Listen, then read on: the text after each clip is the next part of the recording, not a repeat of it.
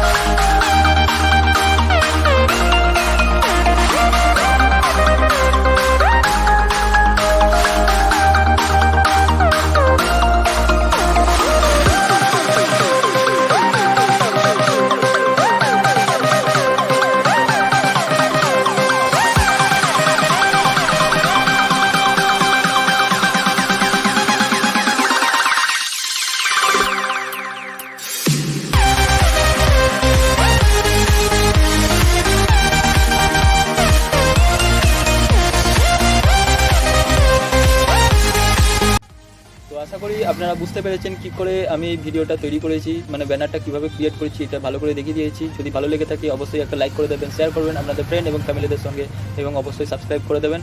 তো এইটুকু ভিডিও নিয়ে আজকে এসেছি, আবার দেখাবে আগামীকাল। ততক্ষণ বাই বাই ফ্রেন্ডস।